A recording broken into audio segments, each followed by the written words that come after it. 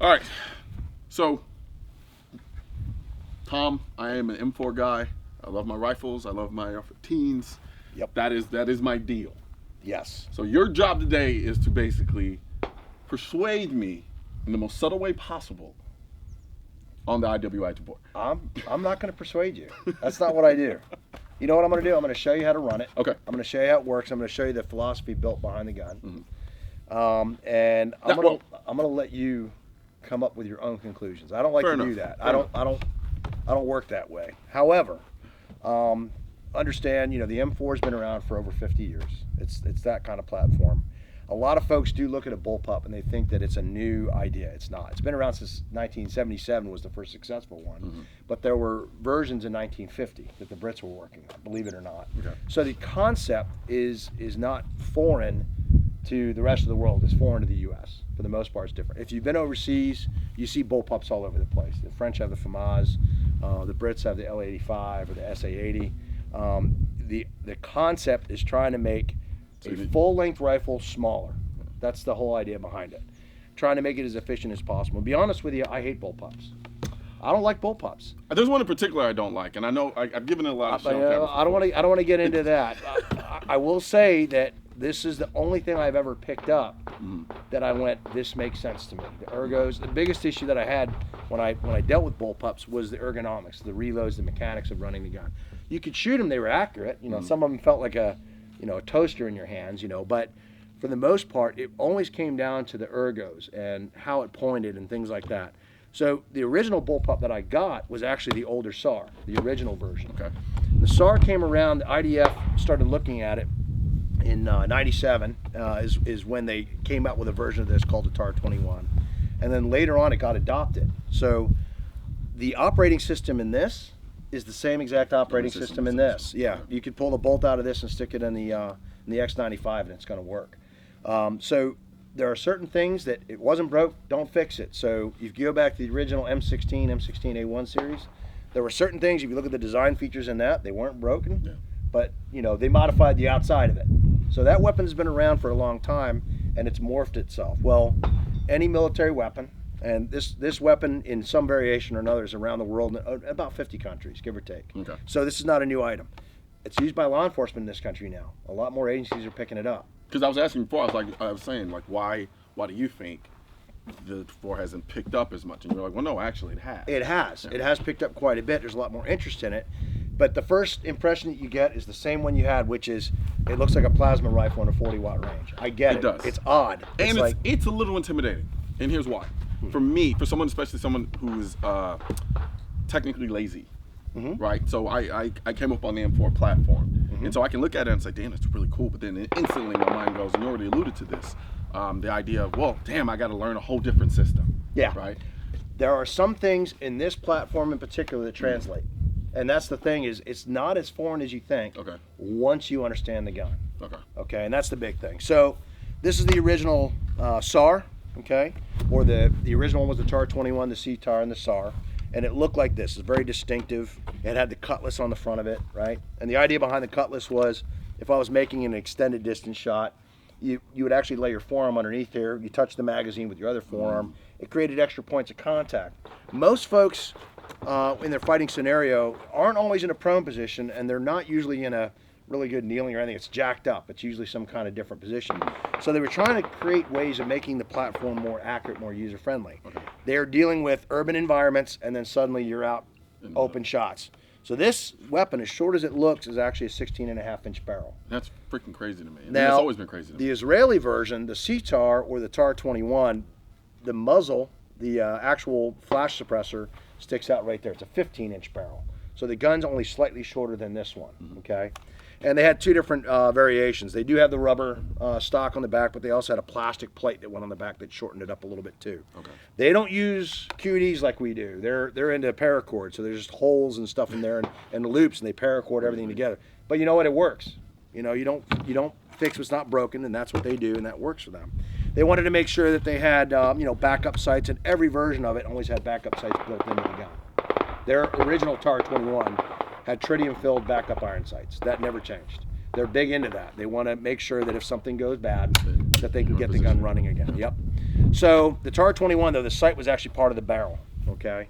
Now later on, Picatinny rail, like the actual part of the barrel. Yeah, like when it was attached to the. It's called the gas bridge. It was attached to the gas bridge. You pulled the barrel off, the sight went with it. Okay. All right. So when they went to the Picatinny rail, they did that because a lot of folks said, "Well, I have an optic, or I want to change it, or I want to do different things to it." That made it a lot more modular. That's when the C-Tar came out and it had that pick rail. Of course, the U.S. market, I'm going to use what I want to use. Pretty much. So they did that. Now, there were some things that weren't real easy to work with on this gun. Like, for instance, you have one accessory rail here, and then you have a pick rail. Well, they needed to change that. They needed to add. So this is the M4 going from a regular fore-end to now a Knights rail. And you remember the Knights rail came out. That was like big wizardry. Wow, this is ninja. This is great. All the special people use it. Then the rail got longer, and it changed, and it morphed. Well, they did the same thing. They looked at it. They went, you know what? We need Picatinny rails everywhere because we're going to change whatever we put on the gun. We're going to make it more modular. You can put a vertical foregrip on there, laser aiming module, light. You kind of design this the way you want it. This is the civilian version of the gun. This is a short-barreled rifle. This mimics just about what the IDF has. They have two variants. They have one that's semi-auto only, and they have one that's full auto. It's a 3-position, or safe semi-full. Gotcha. It's a 45-degree throw safety, but essentially it looks exactly the same. Okay. This is a 13-inch barrel gun right here. This is a 16.5-inch barrel gun right here. Okay, so this 16.5-inch barrel, same length as the SAR, is shorter than an 11.5-inch Colt Commando, a standard one with the stock pushed all the way in. But I've got 16.5 inches of barrel here, a lot of rail space. Which 4.556 is important. It's incredibly important you have that velocity, engaging targets at distance. The cutlass, they do make a cutlass for this. Now, on the fore-end on the shortest version was so short that trying to get your hand underneath and do that cool grip, it doesn't work quite as well. They went to a pistol grip, and IDF actually uses a pistol grip. They don't use the actual cutlass on this. You can get the X95, the civilian version, with the cutlass. There's folks that love that. They're all about it. They use it for different reasons. Some folks, when they're in the prone, they like to jam it up against their arm. But the gun is built around a specific philosophy, and here it is. They wanted it short. They wanted it reliable. They didn't want dependence on others to provide them weapons. And historically, IDF used FALs back in the old days. Okay, bolt-action rifles. From '98, wherever they could get rifles from, they would use them. They got pistols from it was high powers and stuff that they could pull off the battlefield. FALs. They built the M16s from the U.S. Then they wanted their own rifle. They got the Galil. Okay. The Galil is one of their own. Okay. The Uzi, obviously, that's the real famous one right from the very beginning. Which I hate. The submachine. Well, if you get used to it, it's actually not terrible. But you got to understand, 1948 for that time, that's pretty good tech back then. Well, I hate it due to its antiquity. That's the reason why. Because I'm a spoiled brat in a sense. Because I got. Oh yeah, no, I know you're spoiled. Yeah. I get that. So, and everybody's like throwing stuff at you. And look at this, high speed stuff, right? So they're dealing with that philosophy. They don't want the gun to break. If it does, they want to be able to fix it in the field and not have it go back to a level 1 armor. Okay. There are certain things, even on an M4, that break. Extractors break. I have a bag full of parts of M4 extractors that I broke that I show in classes. Like, hey, look out for this. The extractor springs break. There's a cam pin hole. I've blown 2 bolts in half. One was a Colt, one was a Bushmaster. They issued me where I was, right? Bushmaster. I know, but it's still broke in half. So they didn't want the gun to break. They wanted it to be modular. They wanted it to be simple.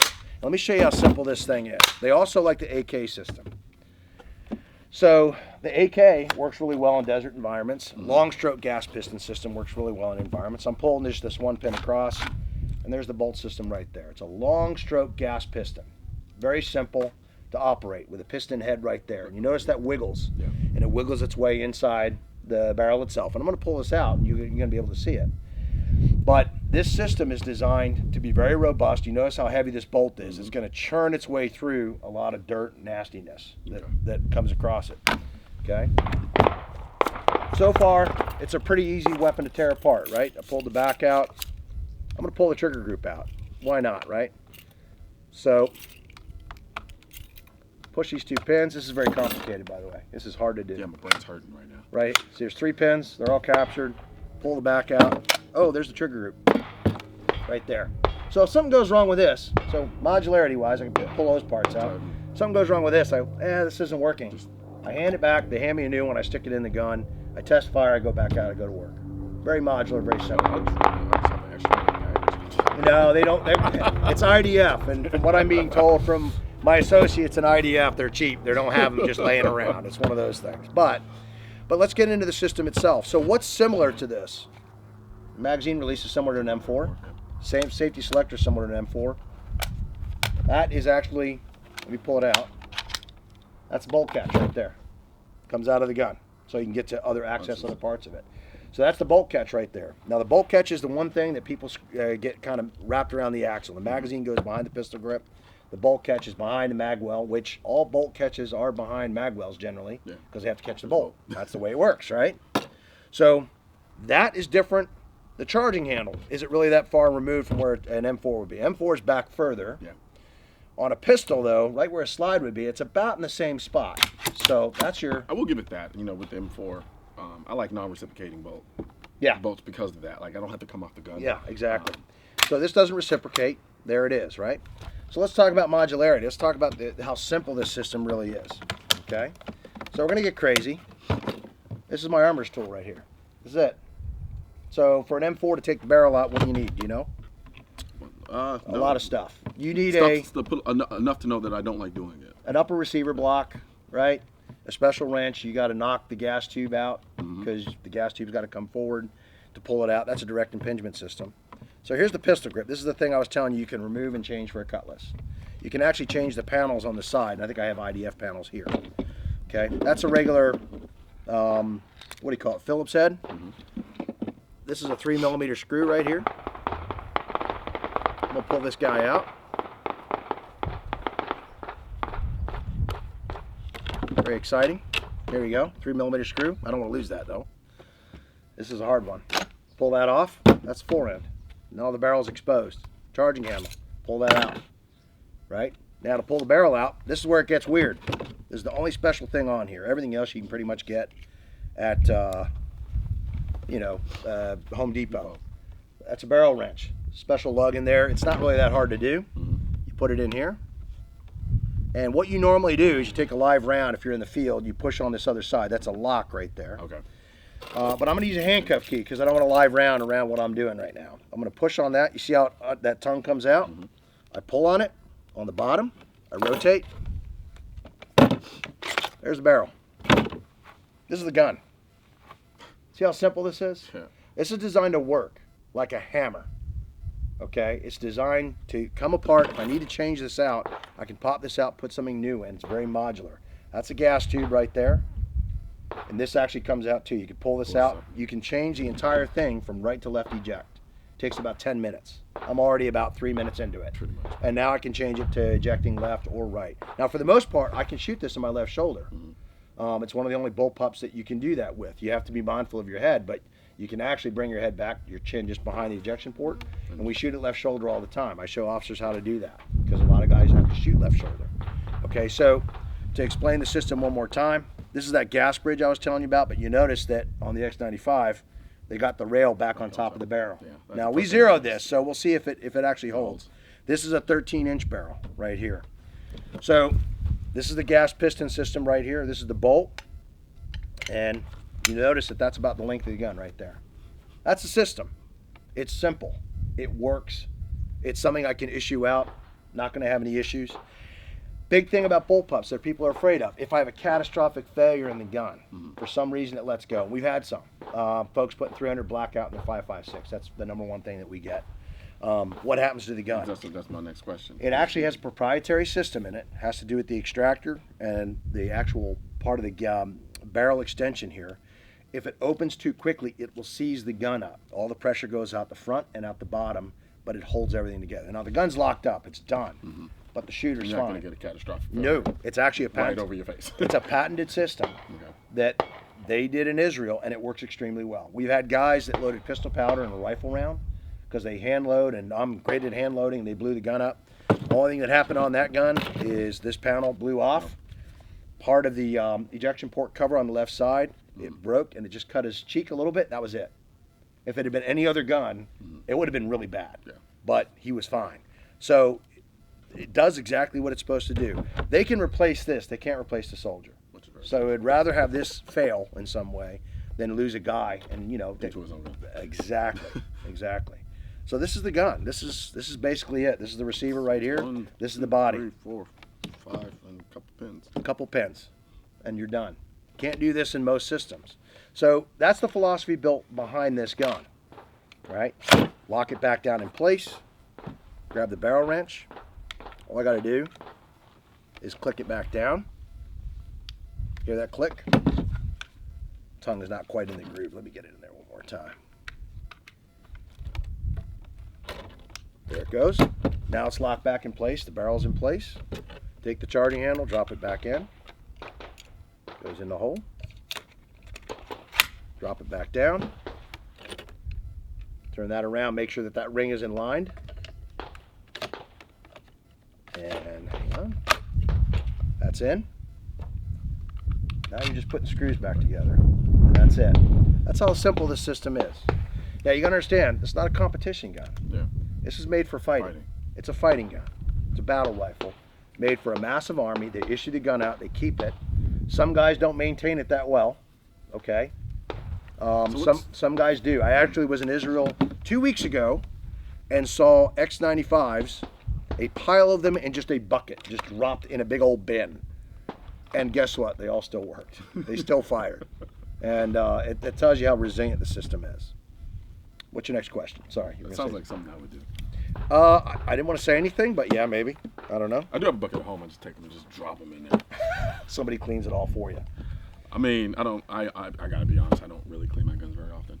Yeah, and you wouldn't have to. When I bought my first one, I like foreign weapons. I like learning about different things. They're all built on a philosophy. There's a reason the AK was built. There's a reason the M4 was built. There's a reason everything morphed and changed and did whatever it did. And this one definitely was no doubt. So I got mine. I didn't clean it for 1,800 rounds. I just kept shooting it. Okay, it's going to fail. It's going to fail. And this was you trying to intentionally break it. I was trying to intentionally break it. I was trying to intentionally break the gun, and I couldn't break the gun. Drop the trigger pack in. Hang on. That pin was out. Open the back door here. And it's like Legos, literally. Yeah, and I could change this to 300 blackout. I can change it to 9mm. That's what these holes are for. I can actually put a 9mm adapter in here and turn it into something else. Right, left-handed. I can do whatever I want to this gun. Just be a barrel. Well, not for the 300 blackout. For 300 blackout, yeah. It's a different bolt and barrel for that. Gotcha. Because we have a gas regulator on the 300 blackout. You have to because of supersonic, subsonic. But as far as the chassis is concerned, chassis is the same.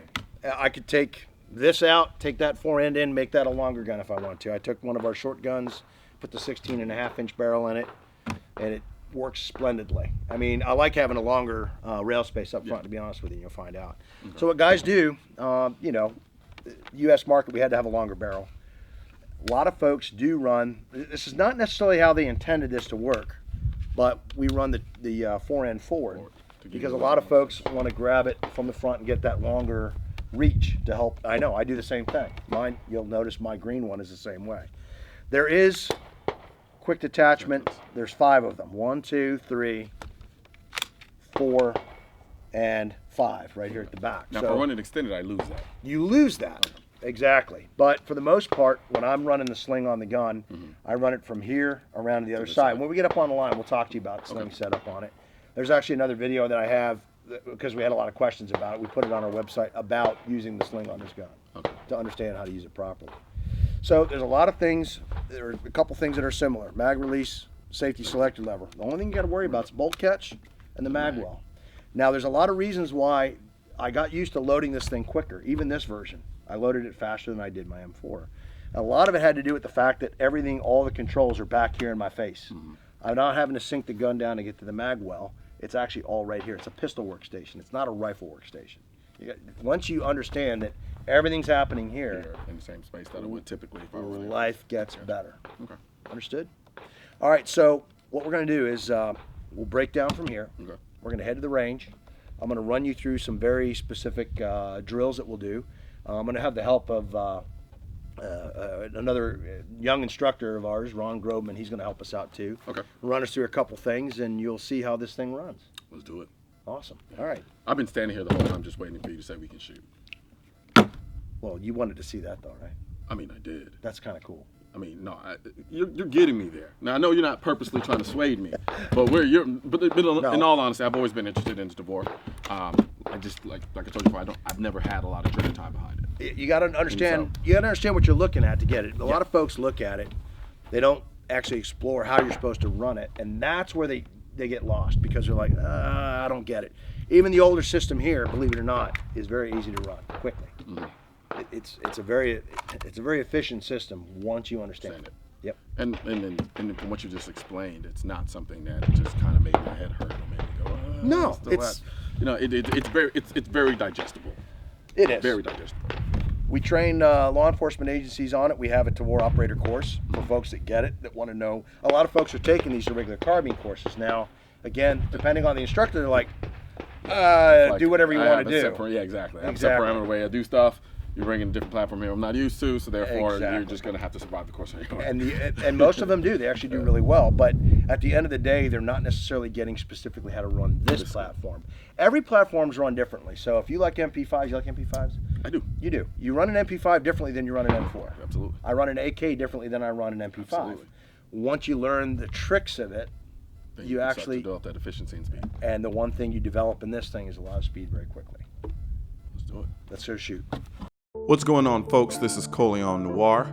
If you like what you saw in this video, be sure to hit the subscribe button that should be located on the bottom left portion of the screen. I mean, come on, who are you fooling? I know you want to.